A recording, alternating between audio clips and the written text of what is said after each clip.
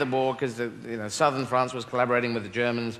Embarrassing. So since then they've been kind of spiky and kind of French. And I'm very positive on the French. My family way back was French, so I'm just, I go with it. But they are kind of French at times. Comedian Eddie Izzard is here. He has been called the funniest man in the universe by the Los Angeles Times. His HBO special, Dressed to Kill, earned him 2 Emmys. Here is a look at that performance. No, well, you just look cool, You cannot but look cool because you're nailed to a fucking plank of wood.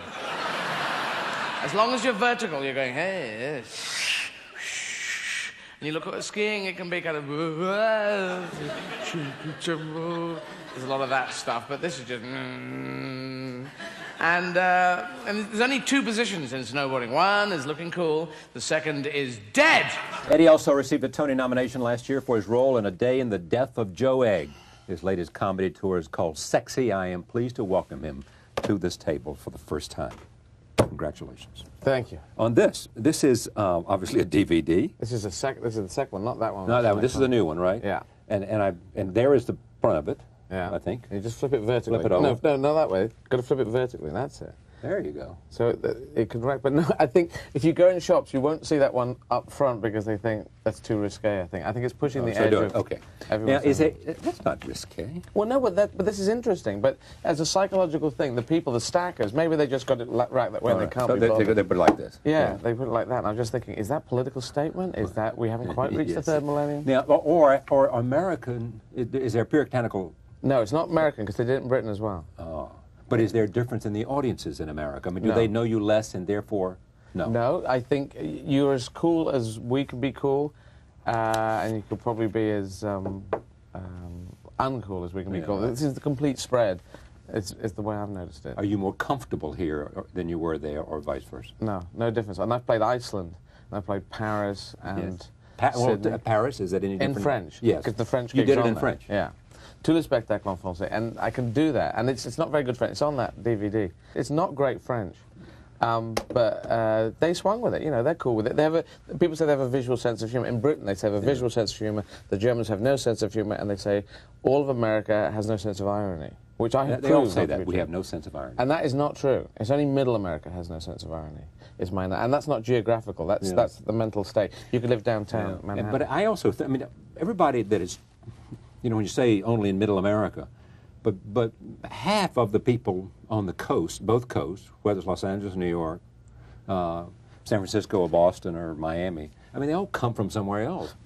Well, yes, that's it. That's why I say it's not... A lot of them from the Middle America. But the Middle America is not geographical. That's why I say it's a mental state. Exactly. You can live downtown Manhattan. Right. You can live on and come from 12th Kansas. Street. Yeah. And you can be down there and be quite sitting in there and reactionary and not wanting anything to change and saying, God, what's these homosexuals doing here? Tell me how this all began for you, this performing thing. Interesting. Well, I think it was when my mother died, actually. Because I did a play. I played a raven. My mum made the raven costume before she died. She died when I was 6. And I remember not being that bothered about this sort of performing thing. Then after she died, my analysis of it, and I've done all my own analysis accidentally, is that the affection from her dramatically disappeared. Then I went to a boarding school and didn't see my dad a lot of the time. And then audiences were like a surrogate affection machine. So I think that's when this lust for the love of an audience came. And it's quite a healthy way because you do have to perform. You have to perform well. You can't just do anything. It's not unconditional. That's right. They don't just give you... That's right. Mothers will be more like give you unconditional love. Good painting, yes, you failed at that, but whereas audiences won't. They say you failed, and so... And don't come back. Yeah, we're never going to see you again. Exactly. But there is always that part about the reason people who like to entertain is because they need to be and want to be loved. Yeah, that's exactly... That's me. Whether it's a deficit or not. I definitely think that's it, and that comes from... in a big way. My mum died when I've noticed some other people. Orson Welles' mother died when he was, I think, 6, and Madonna's did as well. So you've got some big sort of ego-performing people there. Also, you can have a family where what's the word, where there isn't love coming from a parent that is alive. Right. What's that called?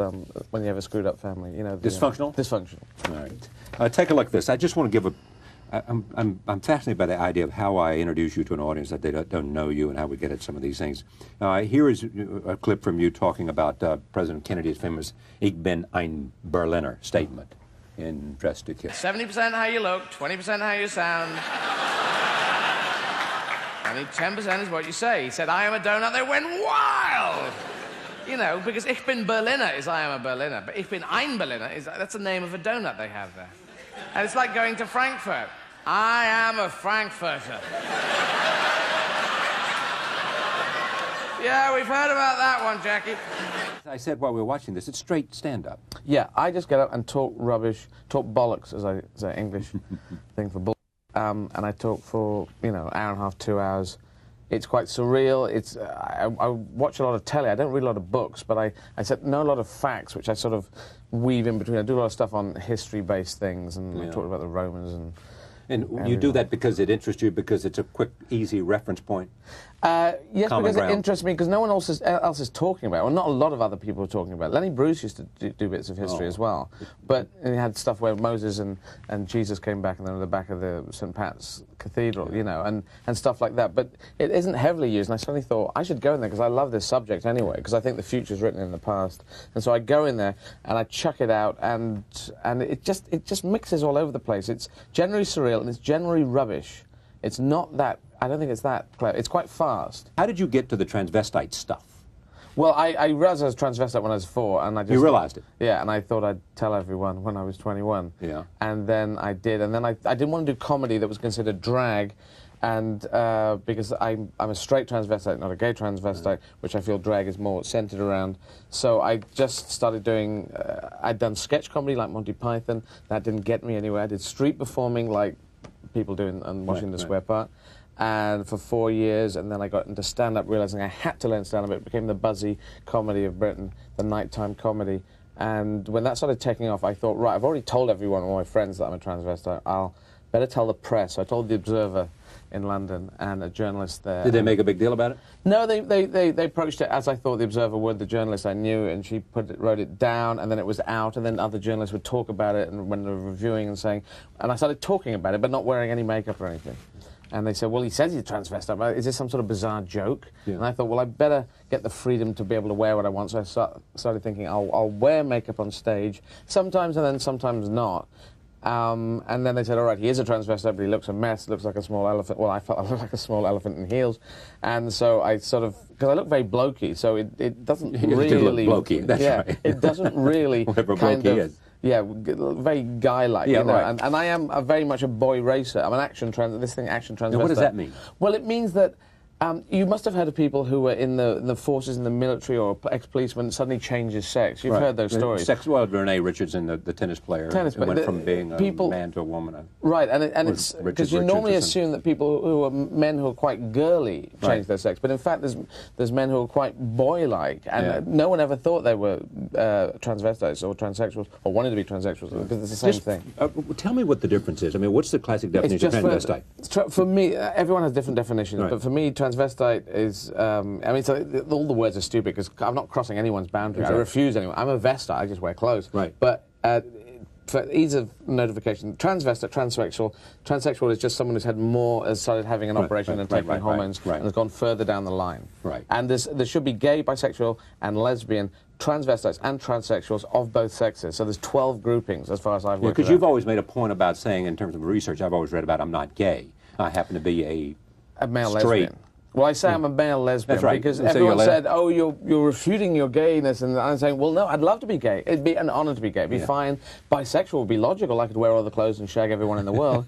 What a fun time that would be. But I seem to be straight, and this is true, and there's a lot of men out there and a lot of women who must be the equivalent, who need a little bit of a torch and focus on that, so that people can understand they do exist. And they are the people who were in the forces, the military, who did very guy things, and quite often have got quite big and blokey-like. Yeah. And then they say, I want to wear a dress, and it's very difficult to get a look together that sort of works. So I'm sort of flying a flag just for that group, and for all of transgender, and for all of the alternative sexuality. So for all alternative sexuality? Yeah, everyone. I mean, have you ever been in search of why am I different, or why am I... Yeah. Oh, I'm looking for why. I've come up with no answers whatsoever. I have It seems to be a gift, though. I've turned it around. Somebody once said this is a gift. And I thought, it doesn't seem like a gift. And I thought, well, no, actually, that's the way to look at it.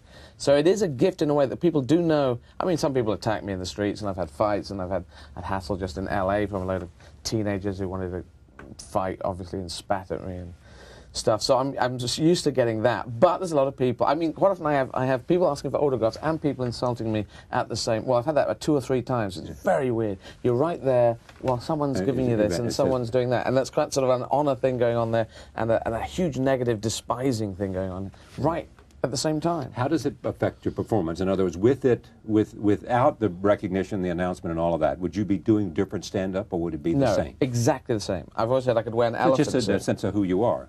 Sorry? It's a sense of who you are, and it has nothing to do with the comedy you do or anything else. Yeah, it's everything I say is just everything I've experienced. I do obviously have a take on sexuality, which wouldn't necessarily be in there. Right. And I try not to talk about it. At the moment, in this show at the moment, I'm talking about it a bit more because I'm now because I've got boobs now, because I went and bought them in a shop. Because when I first came out, I was with boobs, and then I threw them away, and I was going around boobless for a while. So you bought them in a shop? And I bought some new ones, so I kind of like them. Take a look at this. This is talking about the World Series. Roll tape. Left, crap in the head.